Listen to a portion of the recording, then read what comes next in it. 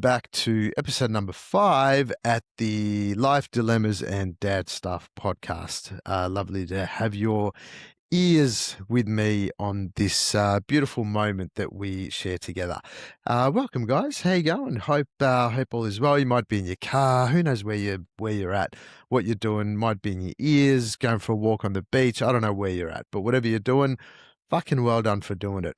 And today's podcast is all about why are we so terrified of what people think. This is, I believe, a really big one, and with some of the coaching clients that I've been working with lately, it's come up quite a bit where people are wanting to go for something. They get an idea and they want to go for it, and the first thing that happens is, oh, what are people going to think? And as soon as you have an idea, as soon as you have this moment of brilliance and you're like, fuck, what a cool idea. And then the next bit is, oh no, what are people going to think? What is my family going to think? What are my friends going to think? Oh my God, how could I possibly share this with the rest of the world?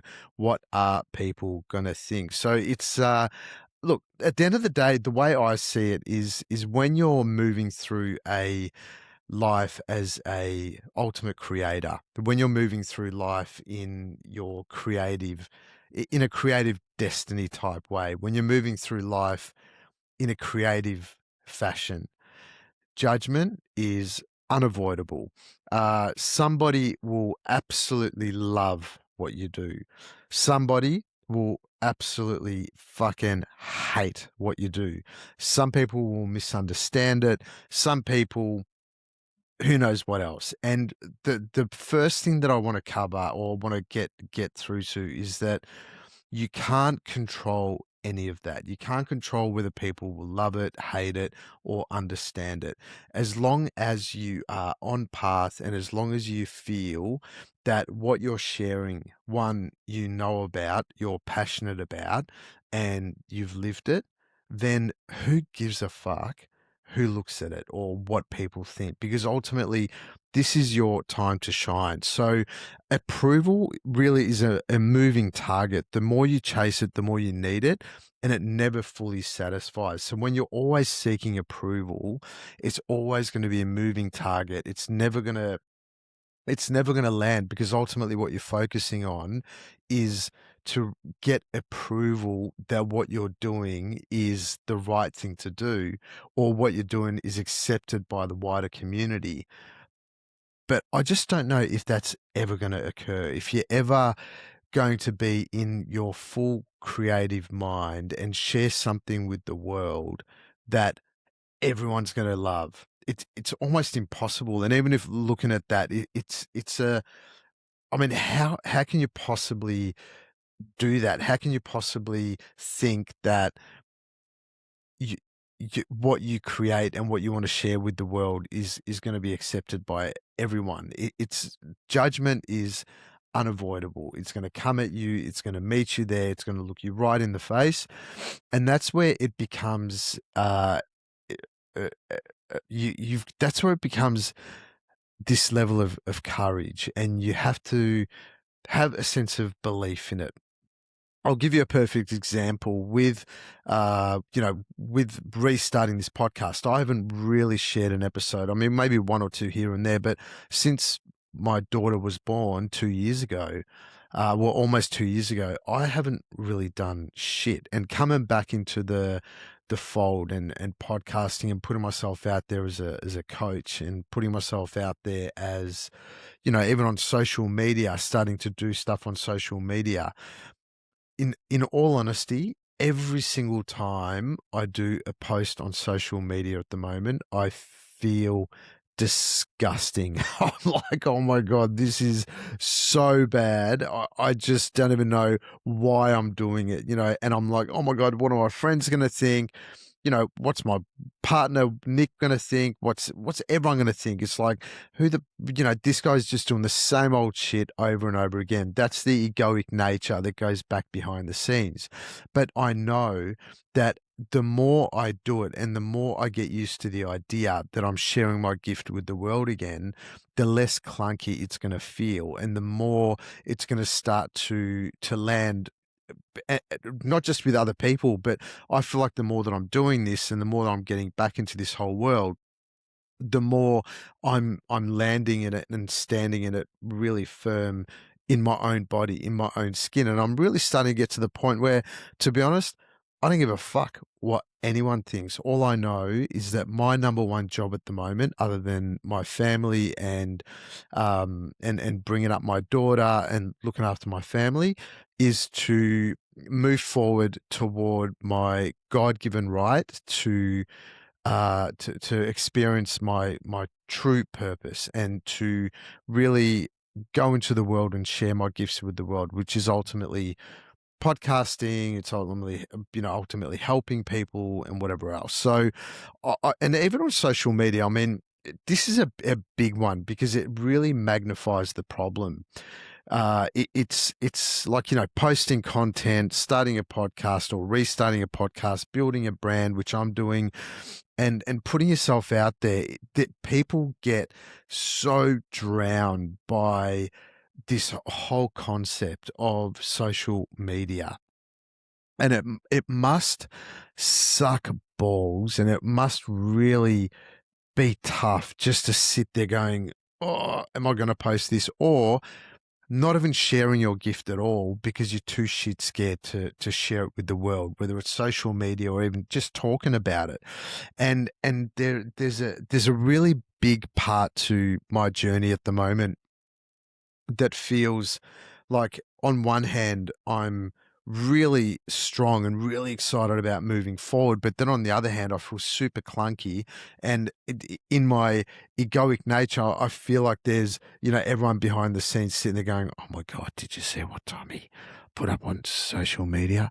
What a fuckwit! Oh my god, can you believe that guy's getting back into fucking social media and podcasting?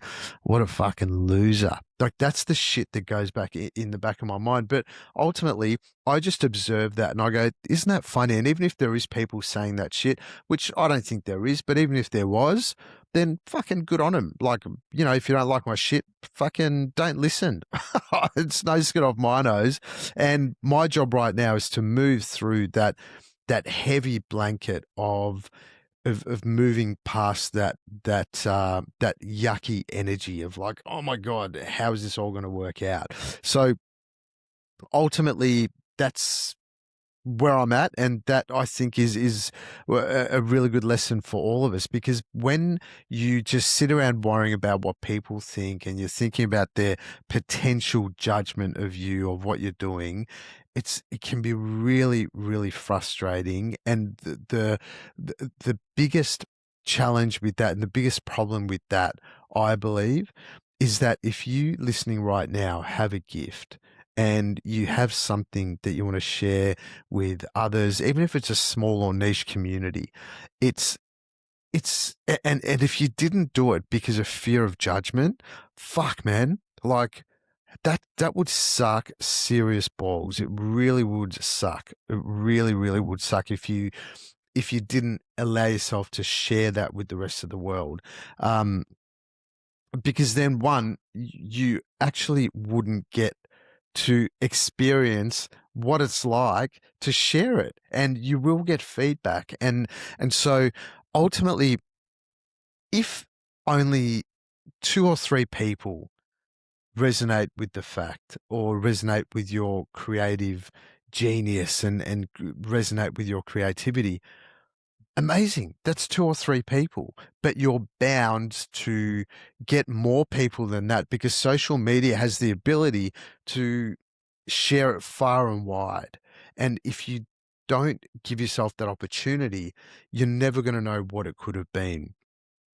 Even with, what I'm sort of going through at the moment in terms of fatherhood and life lessons, everyone has an opinion about how you should father your child, or what you should do, or what you should give them, what you shouldn't give them. You know, do you? Oh, sorry, guys, I just dropped my iPad. Yep, there we go. G'day, iPad. How you fucking going? Wait, get out of here. All right, here we go. Where was I? I just made a couple of little notes for myself. Yeah, so fatherhood and life lessons. Yeah, but everyone's got an opinion about how to be a father, how to be a mother, what you should do with your kids. You know, sleep, food, parenting, work, relationships. Everyone knows, and even, I mean, look, even in relationships, I mean, every relationship is so different. The dynamics are so different, and how one relationship looks is going to be totally different to how another relationship looks. And people on the outside that are keeps constantly getting involved in either your relationship or other people's relationship, like, fucking stop it. Just worry about your own backyard and just let things unfold as they unfold. Same thing as fatherhood. If someone, or motherhood or parenting, if someone's not a big fan of how you parent, well, let me put a little caveat in, is if you're a fucking asshole of a parent and you abuse your children, or you're hard on your kids and you don't know how to share love with your kids, then fuck yeah, judgment needs to be there, and you need to, pull your socks up and become a good human. But ultimately, with parenthood, man, there's so many different ways to parent. Me and Nick definitely parent very differently to some other families that we see. Me and Nick are very, um, not, I wouldn't say blasé, but we do go with the flow and we just follow what Winter needs. And that's exactly how we allow her to grow up. So there's definitely a sense of a sense of, and a lack of structure. We just follow her lead and and follow her happiness. But look, I mean, at the end of the day, uh, there's a good little shift around here, because if you're constantly asking, what do people think of me? I reckon that is a pretty shitty question, because if you're constantly asking, what do people think of me? What do people think of me? You're going to drown in that whole thing. What if you shifted that question to, do I respect the way that I'm showing up?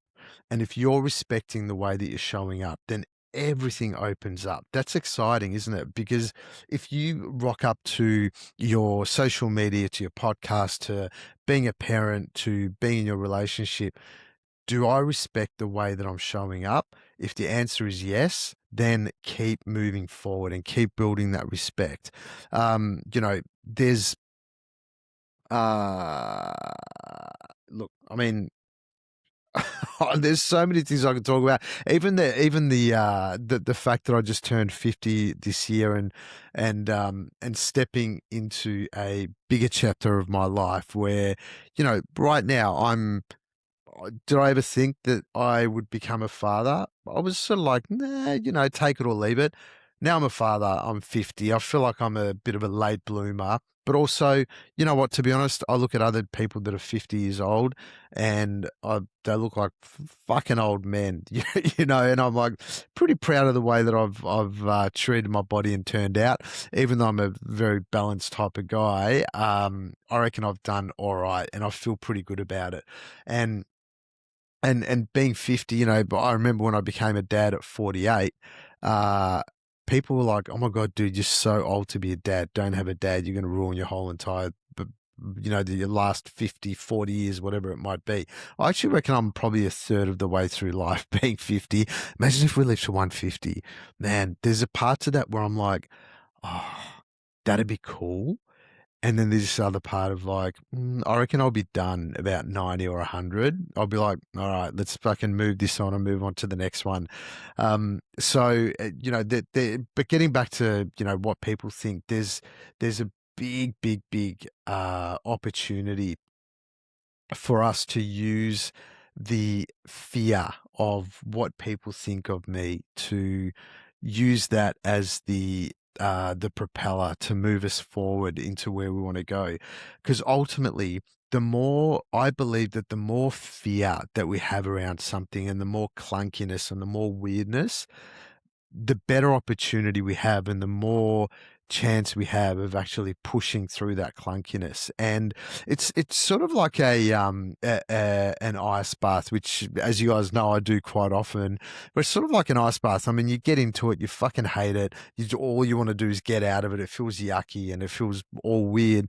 But then it just starts to soften. And as it starts to soften, then you stay in a little bit longer and then you become comfortable. And then you get out of the ice bath and you feel invincible. You feel incredible and you feel really proud of yourself. So use that clunkiness, use that fear of what people think to the the ultimate push for you and me to move forward. I'm definitely using it in my life and use it in your life. And there's that, just that whole shift of, do I respect the way that I'm showing up?